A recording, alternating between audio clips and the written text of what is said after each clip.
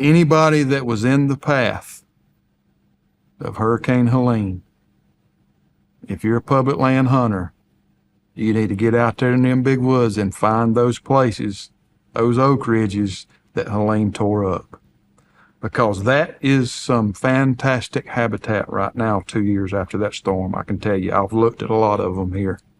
There's 100-year-old white oaks laying on the ground, alive and healthy, with clusters of acorns 5 foot off the ground. That is also a bedding area that wasn't there for the deer before Helene. Those little clusters are all over public land here. And I could talk for an hour about the potential strategies for hunting Hurricane Helene damage. It's just crazy.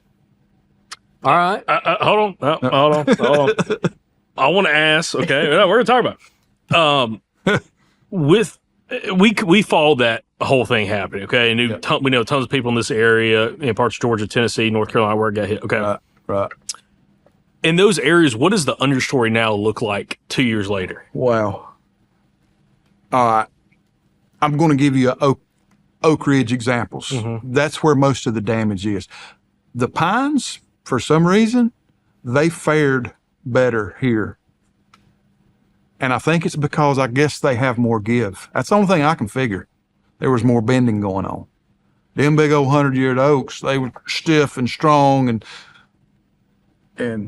but let's say you take a 10-acre oak ridge with red and white oaks on it, 10 acres.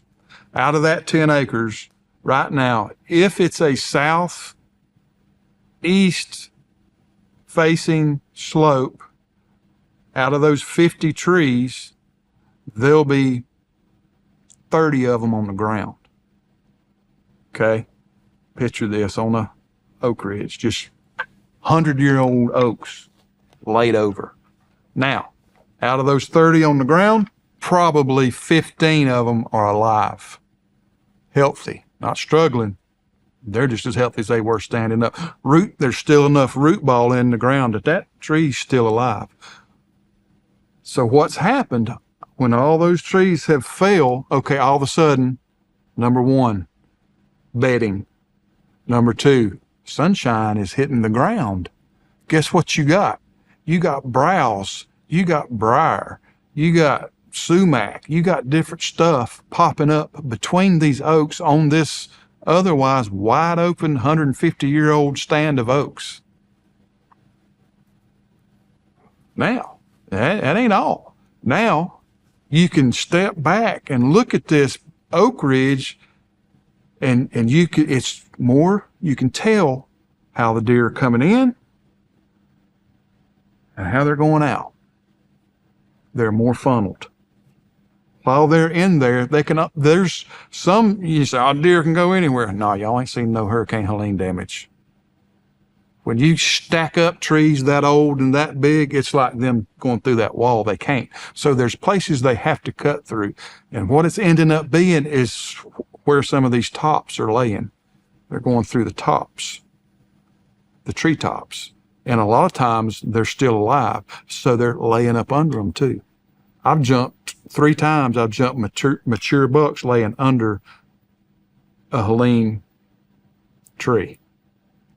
And he let me get a little bit past the root ball before he jumped up. That's how comfortable these bucks are feeling in these tops of these giant oaks. So it's like somebody went in and hinge cutted in random ridges on these giant tracts of public back in the middle of nowhere. It's created some amazing opportunities. There's a whole new style of hunting that this old boy's going to do on windy days. Get the wind in your face, find a ridge where it'll work, and walk into those root balls. And I'm talking about creep, glassing. There could be a buck laying under one of them big oaks. You keep the wind in your face. It's a good, 10, 12 mile an hour windy day, they feel those I jumped. They let me get, dude, I was already walking on the tree they were under before they jumped up. So it's like they thinking, oh yeah, I'm in a thicket. Well, kind of. No, you're really not, dude. So great new strategy, great new opportunity for people. That's in the path of it. Now, it's not everywhere, of course, but it was so destructive here that it just pretty much leveled 75% of some of these big oak ridges. So you're mentioning them going around the tops. Are you also going and looking at the edges of all that storm damage as well, and treating the edge of that storm damage as almost a funnel? Yes, definitely. Yeah. Where those, because for some reason, and of course, you can't put your finger on what the winds were doing. It was just, a lot of people say there was all kinds of tornadoes in that storm that you'll never know, but it could be that way for 300 or 400 yards, and then all of a sudden, all the trees are still standing. That's a money spot right there. That's a money spot. I mean, just picture all these right here laid over, and all of a sudden, boop, wide open standing oaks again. That's just like hunting a dadgum clear cut. No different. But in the clear cut, you got live oaks with some acorns on them. Dude, yeah, great opportunities.